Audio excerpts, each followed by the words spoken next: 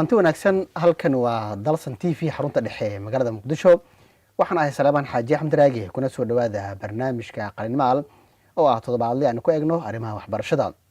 Iminkan waxaan dul istaagi doonaa tayada waxbarasho ee jaamacadda Horn of Africa ama Geeska Afrika. jaamacaddaas oo ka mid ah jaamacadaha ka howlgala Muqdisho waxaan eegi doonaa adeegga waxbarasho ay bixiso. waxaan barnaamijka marti igu ah Professor Maxamed Cusmaan Abashiiq oo ah gudoomiyaha guud ee jaamacadda Horn of Africa. Ustaad ku soo dalsan TV. bismillah ugu horeyn aad ayaan uga mahadcelinayaa dalsan radio and TV maamulkiisa iyo dhammaan shaqaalihiisa adeega baahsan ee waxtarka leh ee u hayaan bulshada Soomaaliyeed. aad iyo aad ayaan uga mahadcelinayaa waana ku dhawahay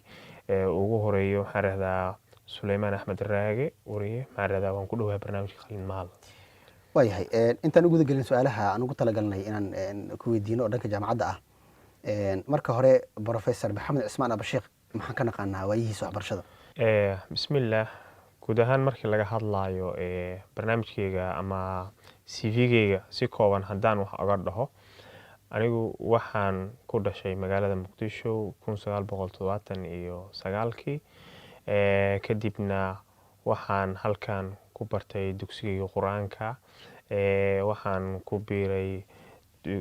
masaajidii iyo kutubadii Quraanka aan magaalada ku bartay meel ka mid ah kadibna waxaan ku biiray dugsiga hoose dhexe ilaa iyo sare aan kaga soo baxay Bustaale dalada Seef kadibna waxaan ku biiray jaamacadda Muqdisho waxaan ka bartay 2001 waxaan ka bartay economics kadibna waxaan qaatay masters oo MBA ah kadibna waxaan aan qaatay PhD ayaan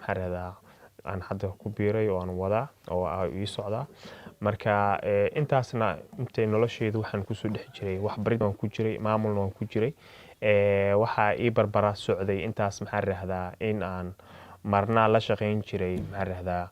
hay'ado dawli ahayn iyo kuwa caalami ah kuwa loo kala intaba inaan la shaqeyn jiray ama aan la shaqeeyay mashaariic badan inaan la fuliyay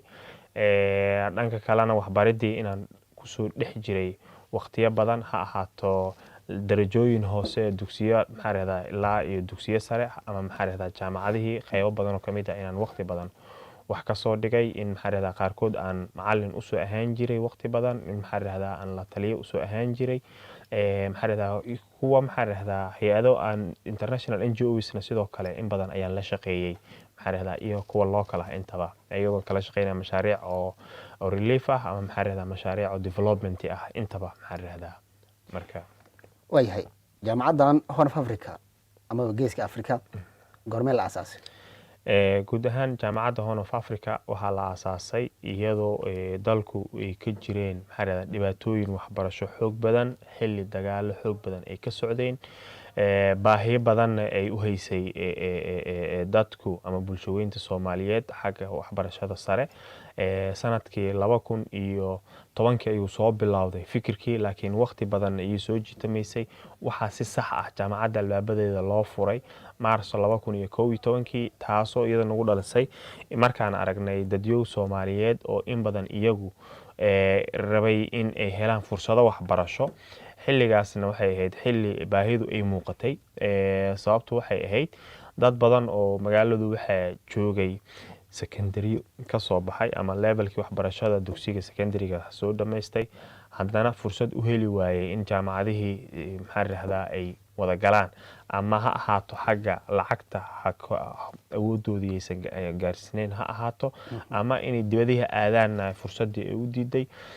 in badan dadkaas ayaa waxay ahayd dadkii marka loo aasaasay in baahida marka taagneyd inay xaqabtirto runtii wax badan ayayna ka qabatay arintaas jaamacaddu waana asbaabihii loo aasaasay iyadoo markii hore la aasaasay inay isku yimaadaan aqoon Soomaaliyeed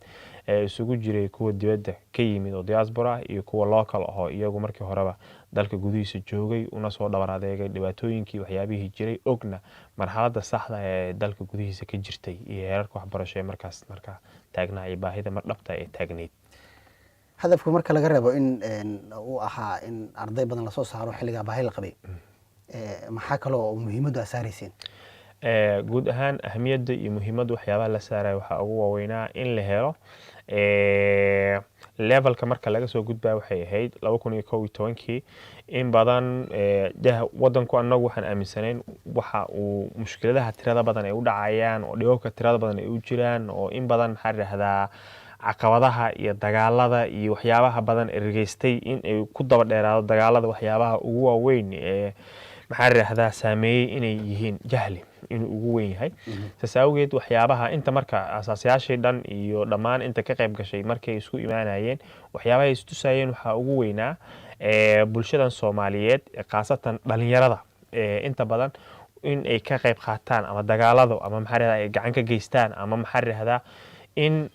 ay salka ku hayso ama waxyaabaha hurinaya ee ziyaadinayo dhibaatooyinka inay qayb ka tahay jahliga saas awgeed waxaa loo baahday marka in la helo talaabo la qaado si ummadii loo badbaadiyo badbaadintii ummadda ayay mar waxay ka tahay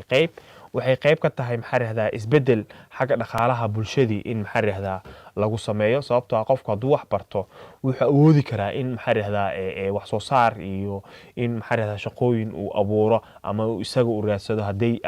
aasaasan tahay ama ay jirto haddaysan jirinna inuu isaga naftirkiisa u istaago siduu ku abuuri lahaa waxyaabahaasoo dhan marka waxay ka mid tahay waxyaabo badan oo dhibaatooyin oo markaas dadkii ama bulshadii Soomaaliyeed haystay ee la rabay in looga baxo waxaan aaminsannahayna wax badan in looga baxay sababtoo ah in badan ayaa dhalinyaradii Soomaaliyeed waxay ahayd marka ama xilliga ama kuwa inay ku biiraan dagaaladii inay ka qayb qaataan ama inay tahriib aadaan oo isaga cararaan dalkii ama meelo aan munaasab u ahayn inay ku baaba'aan oo ku dhintaan iyadoo aysan haysan markaas wax maxaa yidhaahdaa ama inuu wax sii barto haddii ay heli lahaa dadka qaarkii inay kusii dhiran lahaayeen in garab la siiyo ay waxbarashadooda sii wataan haddii ay waayaan marka waxay noqonaysaa qofkii uusan heli karin uusan rabinna muusan diyaar u ahaynna dhibaatooyinka markaa dagaalada waxaa in maxaa yidhaahdaa uu ka qayb galo waxa ugu dhow waxay ahayd inuu cararo oo dalkii isaga tahriibo taa marka aan rabnay inaan wax badan ka reebno sababtoo ah tahriibku naftirkiisu iyo cararka inuu wadanka ka cararo waxay ahayd xaalufin kale oo xoogii dalka oo maxaa ugu miisnaa ama dhalinyaradii oo ah lafdhabartii dalka in maxaa uu baxo kadibna meel aan munaasab u ahayn inuu ku dhinto ama uu ku baaba'o naftirkiisu waxay ahayd taa naftirkeedu waxay ahayd waxyaabaha annagu aan ka danqanayn ee mushkiladu inagu hayay taas awgeed ayaa annagu marka waxaan u aasaasnay fikirku wuxuu ahaa in wax la baro oo ah inay dhaqaale ahaan bulshada Soomaaliyeed u kaabayso in maxaa yiraahdaa ay dhibaatooyinkii dagaalka iyo mushkiladihii ka qaybgalkooda inay ka yareynayso qofkii maskax furan inuu yeesho uu fikir leeyahay waxa intaas ay dheeraa in maxaa yiraahdaa mushkiladaha oo tahriibka iyo waxyaabaha oo kalena in looga reebo dalkiina uu yeesho dad masiirkiisa iyo aayihiisa u fikira in la helo waayahay dadka naqdiya arrimahan jaamacadaha badan ee dalka ka jira waxay ku doodayaan marka la eego sanad waliba ardayda ka soo baxaysa iskuulada marka la eego tiradooda iyo kuwa jaamacadda ka diiwaangelinaysa in kuwa jaamacadaha ay badan yihiin ka Horn Africa ahaan idinku maxaad ku xulataan ardayda qaadanaysaan guud ahaan horta naqdintu waxay u baahan tahay shay walba oo la rabo in wax laga sheego waxaa loo baahan yahay si sax ah horta marka hore in loo baaro la ogaado inta aanan wax laga sheegin ka hor qof walba oo Soomaali ah ama waalid ha ahaado ama dhalinyarada wax baranaysa ha ahaato ama aqoon-yahano ha ahaadaan waxaanu ka warqabnaa wadanku inuu ku soo jiray burbur in ka badan 20 sano sidaas awgeed inta 20 sano muddada 20 sano waxa ka badanna wuxuu ku socdeen maxaa yiraahdaa burbur iyo dhibaatooyin iyo dagaalo ragaadsaday maxaa yiraahdaa qaybihii bulshada iyo dhammaan waxa la fahmi karaa meel uu dagaal ka socdo ma u fududa ama uma sahlana in maxaa yiraahdaa laga dhaliyo ama laga abuuro development macnaha waa horumar waxbarashadu waxay qayb ka tahay developmentiga ama horumarku waxa la yiraahdo developmentiga afqalaad wax loo yaqaano taas awgeed markii dib loogu laabto haddii marka xilliga dhibaatooyinka ay jireen dagaaladu ay socdeen wax maxaa yiraahdaa meesha aysan ka taagnayn haddii la wada joojin lahaa maanta inta yarta ah ee magaalada ka shaqeyso iyagu naftirkooda aanan ku wada filnayn sababtoo ah xilli kasta waxaan aragnaa dadyow iyagu shaqo looga keenayo dibadda ma waxaan samayn lahayn marka xilliga markii loo baahdo ma waxaan dhihi lahayn caalamka kale intiisa kale ee waxbarata hay noo yimaadaan dadka annagana wax maba wada yaqaaniinba oo waxba aqoon ma lahan ma sidaasaan dhihi lahayn intaan gacmaha isa saaran maya dadka Soomaaliyeed iyagu naftirkoodu way fikireen intii carartay way carareen aqoonyahanada Soomaaliyeed intii kalena waxay u fikireen bulshada Soomaaliyeed in ay badbaadiyaan inta marka aanan helin iyagu fursad ay dibadda ku aadaan ama maxaa raada ay ku cararaan laakiin dalkii dhex joogay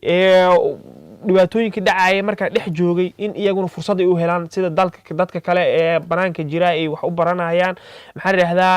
ay horumarka u raadinayaan dadkana in iyaguna loo fikiro kadibna iyaguna waxbarashadii iyo horumarkii in iyaguna iyagoo meeshooda jooga la badbaadiyo taasay ahayd badbaadada marka qofkii badbaadada sameynaya ma la dhihi karaa uu qaldanaa ama uu ku qaldanaa inuu badbaadiyo ummad maxaa raahdaa in waxyaabo maxaa raahdaa u baahan in oo haddii criticism la sameynayo ama criticize la sameynayo ama critic la sameynayo critic wuxuu u baahan yahay in laga fiiriyo positive and negative wax badan oo waxaa jira oo positive ah xataa markii la sii dabagalayo ama maxaa analysis lagu sameynayo waxay u baahan tahay in la ogaado negative-ka oo la sheegayo iyo positive-ka ay la yimaadeen midkay u badan yihiin tusaale ahaan waxaan rabaa inaan hal tusaale oo yar ku soo qaato waxa laga yaabo jaamacaddu waxa la aasaasay 2011 xilliga la aasaasayna waxa joogay oo wadanka laga dhaxelayay 10 sano oo xiriir ah dadkii dugsiyada sida laga soo saaray iyo awoodi kari waayay inay bartaan jaamacada ay ku biiraan ama ay helaan kari waayay ayaa wadanka dhexhaabayo dhex joogay shaqana ma aysan ku haysan qaarkood سأوجد جامعات دي هدي استاكتي أو هي اسكود دي إن واحد يكبد بعدين كرت كلام كده أنتوا لاقي إيه يكبد بعديسو أي كوبيرا برشادي أي صوص عرتو كدبنا أي كل لابتان وحتركوا دي أما أودو دي وحبرشوا أي واحد صابرتين بالشدة كل لابتان هرماركي ودن كا دبوليسكي دالك أي قيب كقطان جامعاتهم مو خلدنت إن محرر هذا سياسي وفكرتي إداتكي أساسي مساء ويكون صحني تامر كمركي دب لو لابتو annagu fikir ahaan waxaan aaminsanahay ummadda Soomaaliyeed in maxarida dhamaantood loo fikir inay wada noqdaan kan ugu yar iyo kan ugu weyn ee jahliga laga saaro waa wax lagu saxan yahay automatically dadku inay jahiliin noo noqdaan ku qanacsanahay ninkii dhahayo oo nin qaldan waay waxa sax ah dadka oo dhan in maxarida ay waxbarasho wada aadaan midka yar iyo midka weyn in ay wada kacaan wax bartaan fursado wada helaan wada siman labkii dhadigu inay wada baxaan gabadha iyo wiilku inay wada baxaan dhammaan waa inay wax wada bartaan sababtu waxay tahay wadamada horumaray caalamka oo lagu sheegayo oo dhan China oo kale marka aadid wax ka dad badan caalamku ma jiraan wadan ahaan iyo India haddana dhammaan waxa loo wada dureeraa dadku inay wax wada bartaan fursadu marka hadii qofku fursad meel uu ka helo kan kalena waa in meel kale fursad ka helaa kan kalena waa in meel kale fursad ka helaa dadku marka waa in wax wada bartaan dadku haday wax wada bartaan in dhaqaalihii uu kobco xasiloonidii nabadii in la wada helo in ma heen wax dhib ah kama imaanayaan dad baa waxay u maleeyaan hadii dadku ay wax bartaan shaqooyinka ayaa dadka oo dhan ay ku soo wada holeeyaan shaqay la'aana idinku dhacaysa shaqariyaad ku dhacaysa waxas ma jiraan qof walba oo wax barta waxa uu ku soo celin wax qabadkiisu wuxuu ku soo celin doonaa ama ku soo laaban doonaa dalka ayuu ku soo laaban doonaa wuxuu u soo laaban doonaa dhaqaale ahaan ayuu ugu soo laaban doonaa mujtamac ahaan ayuu ugu soo laaban doonaa waxa uu ku soo zaa'idin doonaa hal abuurkiisa wax qabadkiisa ayaa مجتمع كسو لابان دون سيساوجد مجتمع وحو نقون تنا مجتمع لا ترتمع مجتمع يدك على عالمك ودمدك على عالمك وحو لغا دريمي دونا دالكاس wax bartay awooddoodii wax qabadkoodu waxa laga dareemi doona dalka oo dhan wax qabadkiisna waxa laga dareemi doona qaaradda oo dhan kadib waxa laga wada dareemi doona caalamka intiisa kale oo dhan professor waxaad qabtaa marka adigu in aqoonyahanadii dalka ku haray xilliga burburkii ee nidaamkan jaamacadaha sameeyay oo hadda lagu dhaleelay jaamacadaha tirada badan leh in la bogaadiyo run ahaantii marka xaqiiqda laga hadlaayo lama rabo in la iska indhitiro hadda waxaan rabnaa inaan u soo laabano waxaan rabaa laba tusaale oo yar yar hadaan baxsho hadda dalku waxa ka shaqeeyo 90% ama 95 98 hadaan gaarsiiyo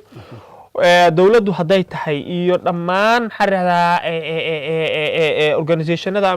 enterpriseska oo businesska oo dhan dadka ka shaqeeya aqoonyahanada arkaysid waa dad gudaha lagu soo saaray badankooda dadkaas gudaha lagu soo saaray hadaan lagu soo saari lahayn waxay noqon lahayd qof walba oo raba in uu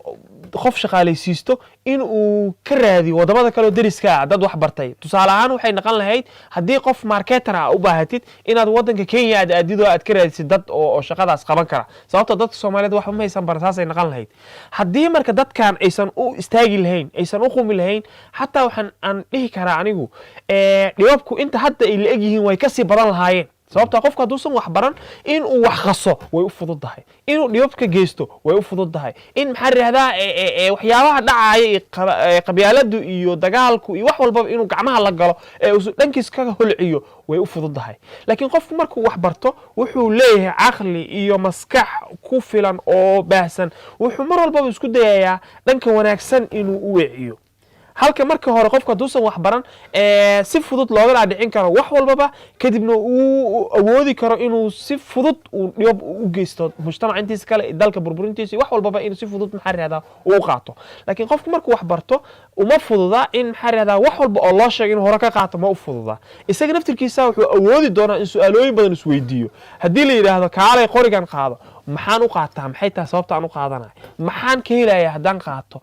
waxyaabo badan uu isweydiinaya dan markuu isweydiiyo waxyaabaha badan markuu isweydiiyo kadib waxa uu soo bixi doonta isaga maskaxdiisa inuu raandiriyo kadibna wixii la saxnaado ama sax ahaa inuu baaro ama uu aado saas awgeed waxaan leeyahay dadkan waxay mudan yihiin in loo mahad celiyo oo weliba la garab istaaga xilli kastaba hadda oo keli ma ahan sababtoo ah intan hadda shaqaynaysa aad arkaysid lama heleen haddii maxaa raahdo dadkan aysan ahaan lahayn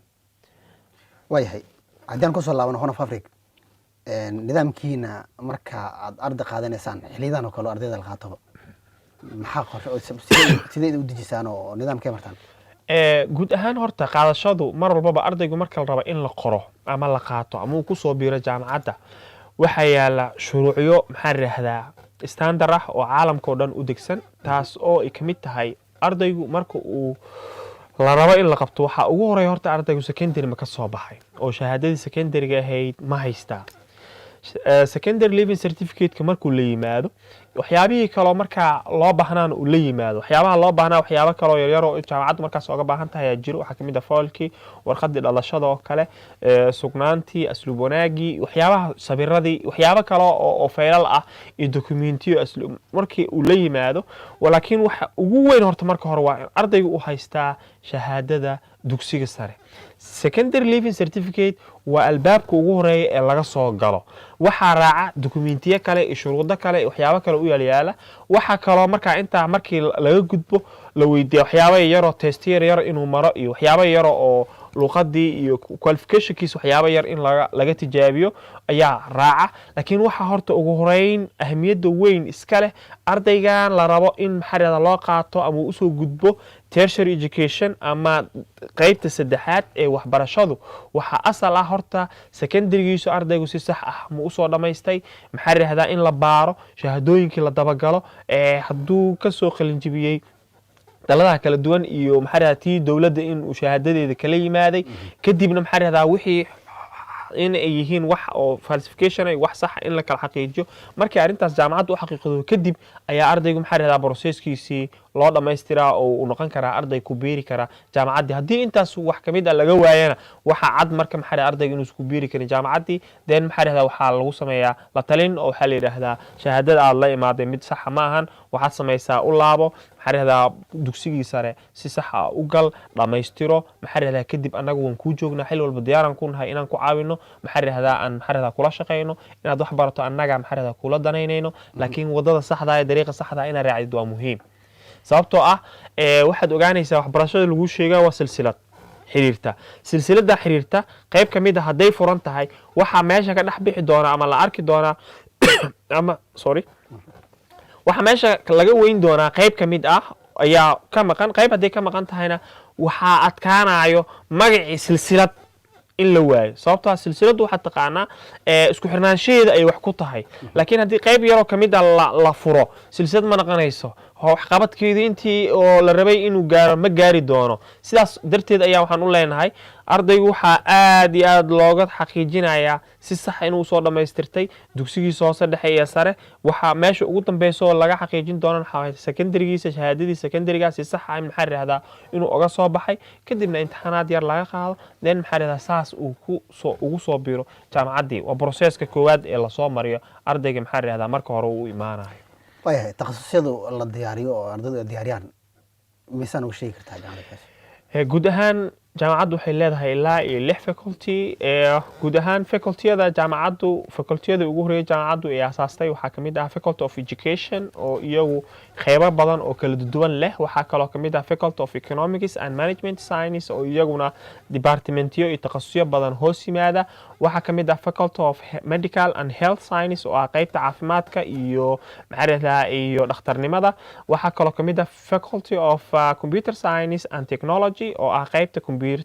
iyo teknolojiyada. waxaa kamid ah Faculty of Agriculture and Veterinary oo ah qeybta maxaa beeraha iyo culumta maxaa xanaanada xoolaha. waxaa kaloo kamid ah Faculty of Civil Engineering oo ah maxaa qeybta dhismaha iyo injineeriyada iyo maxaa Social Science qeybo yar oo isagana maxaa takhasusadaas oo dhan ay jaamacaddu wada bixisaa oo levelka koowaad ah iyo levelka labaad oo maxaa yiraahdaa jaamacado kale xiriiro la leedahay iyaguna baxsha oo ay jaamacaddu hayso. markaan eegno xanaanada xoolaha iyo beeraha kuma badna jaamacaddu inay bixiyaan, ardaydana uma badna inay bartaanba. markaad eegtid ardayda u diiwaan gashan jaamacaddiina imise ay gaarayaan oo tiradooda? okay guud ahaan horta markii laga hadlaayo kuliyadda xanaanada xoolaha iyo dhirta iyo daaqa faculty ahaan markii la yiraahdo jaamacaddu wuxuu ka furan yahay 3 sano. waxa ka horeeyeen facultiyada kale oo iyagu laga qalin jibiyay, laakiin facultygan beeraha ama agriculture-ka isagu waqti dambe ayuu ku soo biiray ilaa 3 sano hadda furan yahay. weli dufcad maysan soo saarin jaamacadda. fikirka hadda aad sheegaysidna wuu jiraa. waxa uu jiro waxay tahay dadka Soomaalida guud ahaan markii laga hadlaayo qaabka ay wax u bartaan waa qaab ku dhisan ku dayasho. ma ahan waxa soo socdo laga fiirinayo ma ahan. inta badan dadku xulashada wax kala xulanayaan waxay ku xushaan yaa hore uga qalin jibiyay meeshan, dadkii ka qalin jibiyay maxay ku shaqeeyaan, wax noocaas oo kala inta badan dadku ay ku xustaan. waxaan ognahay facultiyada ugu balaaran ee aadka loo darso bariyahan dambe waxaa kamid ahaa qaybtan businesska iyo economiga, caafimaadka iyo medicalka. iyaga aad u badnaayeen. waxa aadka u badiyeen waan naqaanaa waxay ahayd dadkii ugu horeeyay ee facultiyada ka soo qalin jibiyay magaalada ay waxay ahaayeen dad business ama management ama caafimaad ama medicine ka soo qalin jibiyay. dadkaas marka waxay heleen fursado bilow ah. intiiba markii horeba shaqooyin hore ka heleen. markii shaqooyin hore ka heleen qof walba wuxuu yiri meeshaan oo kale fursad noocan oo kale raadi. kuliyadahan kale marka asaaskoodu dib ayuu ka bilowday, laakiin waxaan aaminsanahay kuliyadda beeraha iyo xoolaha iyo kuliyadda civil engineering-ka waxay kamid yihiin kuliyadaha ugu qaalisan ee dalku baahidoodana aadka ay ugu badan tahay. waxaa kaloo kamid ah qaybta marinka oo kale and fisheries oo iyadana maxaa yiraahdaa midda badda, culumta badda iyo looga hadlo. kuliyadahaas oo dhan waa kuliyado muhiim u ah dalka. maxay tahay marka sababta ay muhiim u noqdeen? waxay muhiim u noqdeen waxa mar walba la fiirinayaa dalkan dhaqaalihiisu muxuu ku tirsan yahay, muxuu kheyraad haystaa dalka Soomaaliya. guud ahaan markii laga hadlaayo kheyraadkiisu ugu badan waxa uu yahay xoolaha iyo beeraha iyo badda. saas awgeed kuliyadahan waxay kamid yihiin kuliyadaha inta badan ka daahsoon dadka, laakiin annagu hadda u bilownay inaan ku dhiirigelino dadkii iyagii aan ku jihayno meelaha ahamiyadda badan ugu leh in maxaa yiraahdaa aan diiradda ku saarno. sababtoo ah waxaa la isku haystaa hadda neef yaroo la rabo in la dhoofiyo Sacuudi Arabiya la rabo in loo dhoofiyo ama Imaaraadka la rabo in loo dhoofiyo ama Khaliijka meelaha hadda ay ka bilowdeen waaye la rabo dadka in laga tuso. yaa berito waxaa la weydiinayaa neefkan yarka ah caafimaadkiisa ayaan u baahannahay ama maxaa yiraahdaa waxaa soo baxa shirkad tira badan ee iyagu ka ganacsada dhoofinta xoolaha. waxay u baahanayaan markiiba dhakhtar maxaa yiraahdaa ku sameeya screening ku sameeya ama test ku sameeya xoolaha ay haystaan caafimaadkooda iyo baaritaano ku sameeya. ma waxaan u samayn doonaa berito waxaan leenahay annagu waxaan haysanaa oo keliya aqoon-yahano oo businesska iyo caafimaadka dadka u yaqaana laakiin xoolo geelna waan leenahay arrin waan leenahay lo-na waan leenahay laakiin dhakhaatiir noo daaweyso ma qabno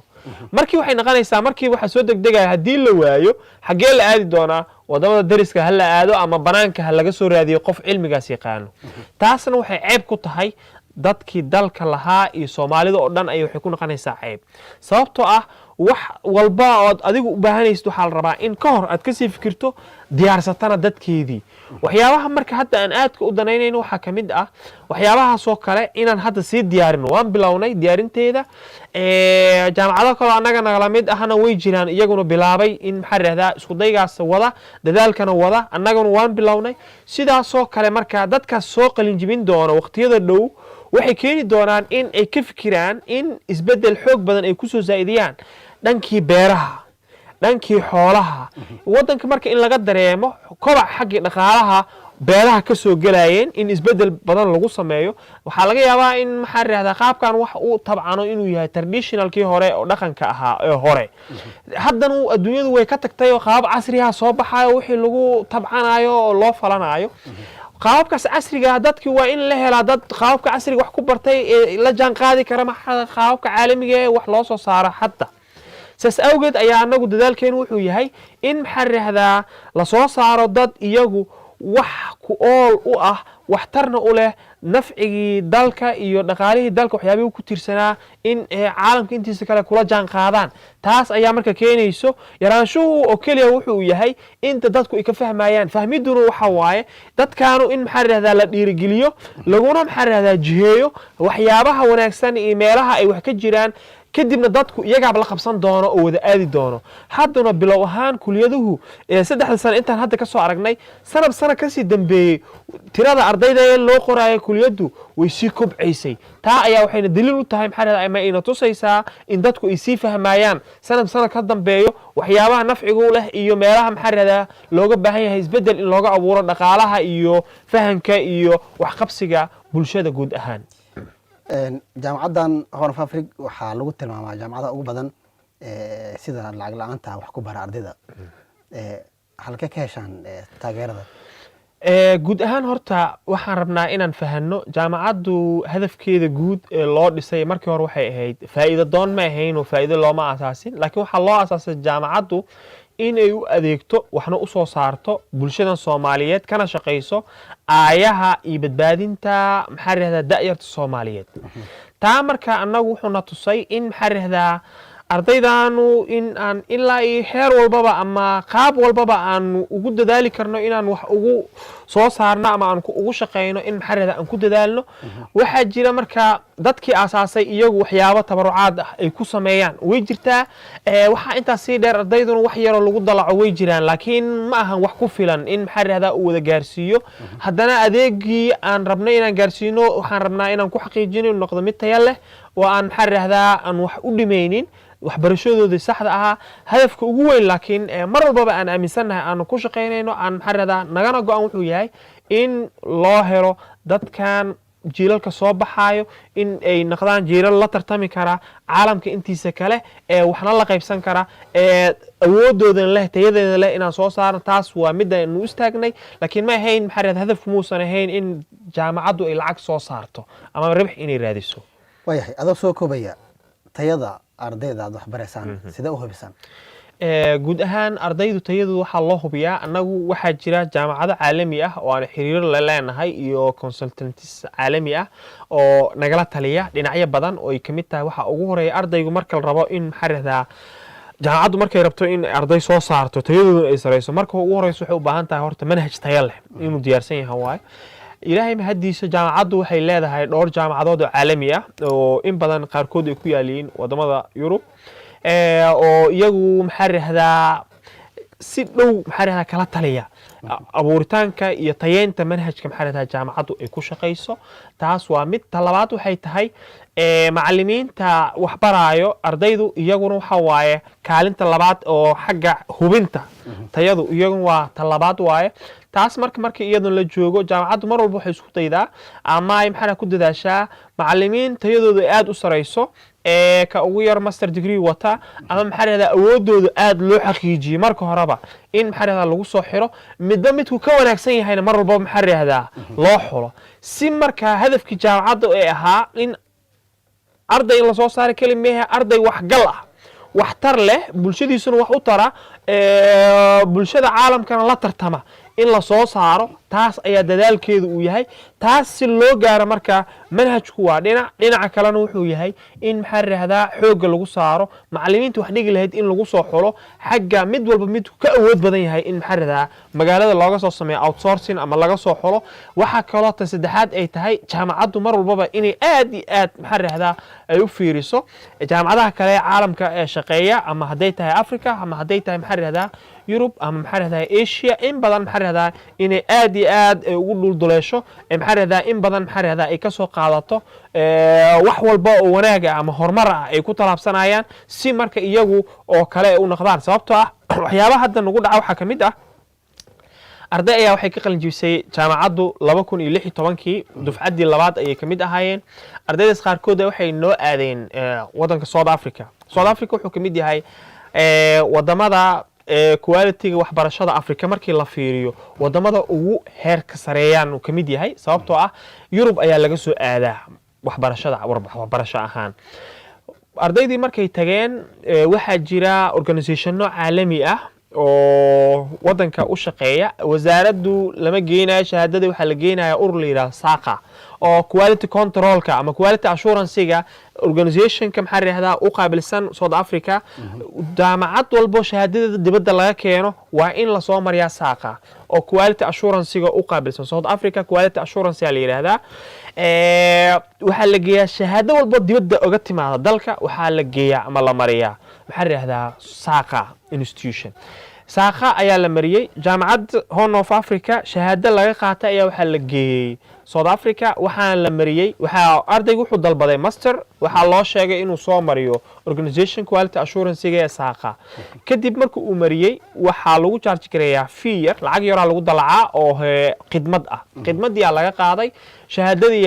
iyo transcriptkeeda waxa la dhex mariyay oo lagu fasaxay iyagii aad iyo aad maxaa rahdaa u xaqiijiyay waxaan ugu dambeyn lagu soo saaray shahaado tasdiiqin ah oo ardayga ay soo siiyeen haddana waan hayaa naftirkeedu waan idin la share gareyn doonaa ay ku soo tasdiiqiyeen in ay u dhiganto shahaadadan jaamacadda Horn of Africa laga soo saaray in ay u dhiganto comparable ay tahay South African qualification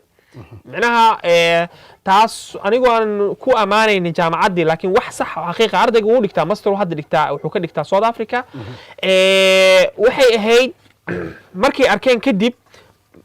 sida uu u fadhiyo manhajka jaamacadda iyo juhdiga lagu bixiyay iyo imtixaanaadka ay ka qaadeen waxay ku qanceen ardaygan kadibna waxay u ogolaadeen in master degree loo ogolaado waxay dhaheen waxa tagi kartaa jaamacad walba oo dalka ku taala waa tagi kartaa shahaadadaadii maxaa tasdiiqinta shahaadada in oo ay tahay qualifiedna waxaan ku haynaa shahaadadii kale raaciyeen oo xaqiijinaysay in maxaa radaa ay tahay maqbuul oo la aqbalay oo ayna soconayso quality-geedana la xaqiijiyay sidii ay ardaygu wuxuu ugu biiray master degree maxaa radaa hadda gabagabo ayuu taagan yahay uu wada taa marka waxay noo xaqiijinaysaa in awoodda jaamacadda heerkay la eg tahay iyo maxaa radaa tayadeeda intay la eg tahay sidoo kale waxaa la mid ah arday kale oo iyaga 2005 qalin jibiyay oo hadda soo laabtay oo nala shaqeeyo jaamacadda jooga qaarkood jaamacada kale oo waxay la shaqeeyaan maxaa radaa oo dal gudihiis ku yaala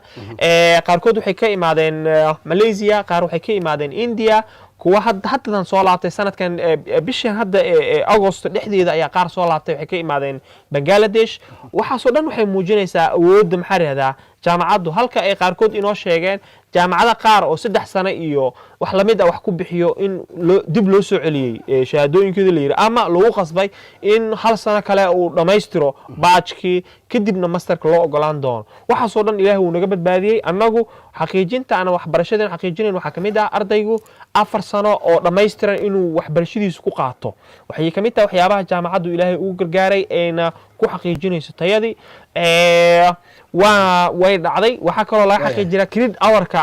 ardaygu u qaadanayana sidoo kale waa laga xaqiijiyaa waxaasoo dhan waxyaabaha jaamacadda ay ku guulaystay ka mid tahay ee xil walbana ay u taagan tahay lana arkay maxaa yidhahdaa ardaydii ka baxdayna ay wada ogaadeen dhammaantoodna qaarkood hadda iyagoo master degree ay nala shaqeeyaan oo caalamka daafihiisa aaday wax soo qalin jibiyey nagu soo laabtay jaamacadaha